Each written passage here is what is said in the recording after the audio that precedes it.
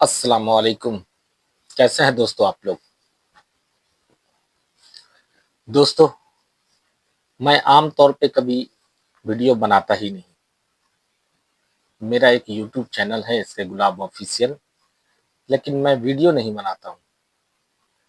لیکن آج میں نے سوچا کہ آپ سے کچھ باتیں کرتے چلتا ہوں. بات یہ ہے کہ جاوید اختر اور مفتی اسماعیل ندوی صاحب، ان دونوں میں کافی بحث ہوئی، اور اس بحث کا موضوع تھا کیا خدا ہے یا نہیں ہے. اس مسئلے پر جاوید اختر کو ہمیشہ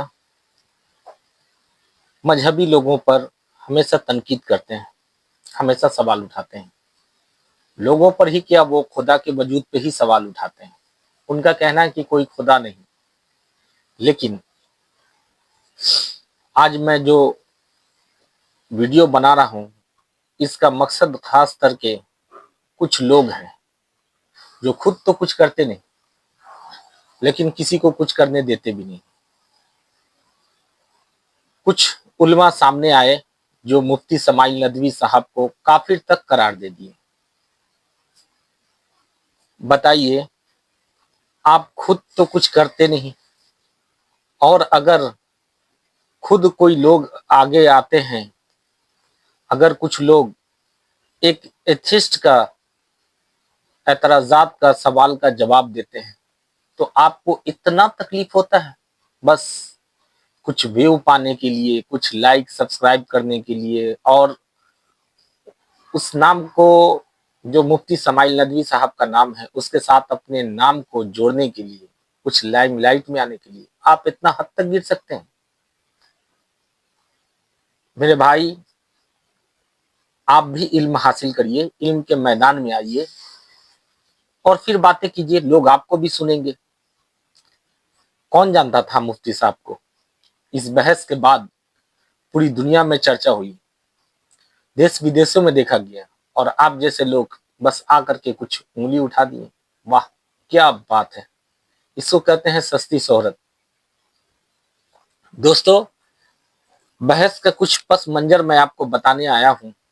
جو باتیں ہوئی، یہ ڈیبیٹ بنیادی طور پہ مذہبی اسلامی شدت پسند یا کسی بھی مذہبی اور سماجی لوگوں پر جاوید اختر کے جو اعتراضات ہیں یہ بہت پرانے ہیں. جاوید اختر خود کو ایک لبرل سیکولر سوچ رکھنے والے اور اپنے آپ کو بہت عقل مند اور مذہبی لوگوں کو انتہا پسندی کھل کر تنقید کرتے ہیں.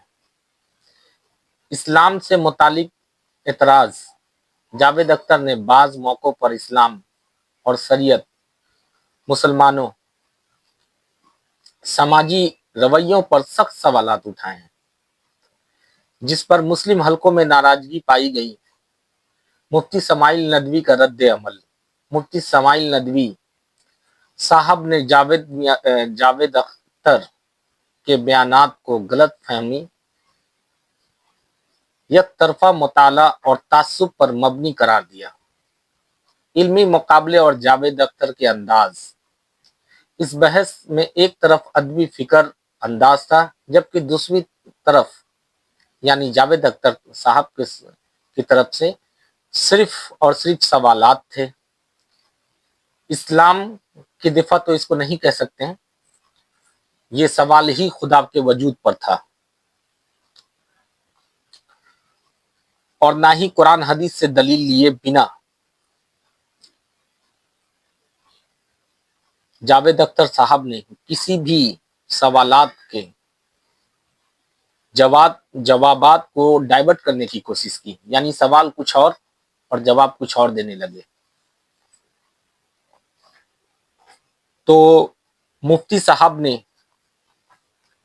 بنا کسی غصے کے، بنا کسی جھلاہٹ کے، بنا کسی بھی پریشانی کے اتنا بہترین جواب دیا ہے دوستوں، اتنا بہترین جواب دیا ہے کہ آپ دیکھ سکتے ہیں کہ چاروں طرف ان کی واہوائی ہو رہی ہے. یوں کہہ دیں تو جاوید اختر صاحب کے ساتھ جب ان کی بحث ہو رہی تھی تو میڈیا کا جو رول تھا وہ کسی کی طرف جھکاؤ نہیں تھا دوستوں. اور اس ڈیبیٹ میں دیکھا گیا ہے کہ ہندو اور مسلمان دونوں جو لوگ آستھک ہیں یعنی آستھا رکھتے ہیں ان کا جو رویہ تھا وہ دیکھنے میں بنتا تھا. اور جاوید اختر کی بھی کچھ باتوں کو لوگوں نے سراہا، لیکن دلیل خاص نہ ہونے کی وجہ سے اور دلیل موجود اور موضوع پر نہ ہونے کی وجہ سے انہوں نے کئی بار ڈیبیٹ سے اپنے آپ کو الگ کر دیا.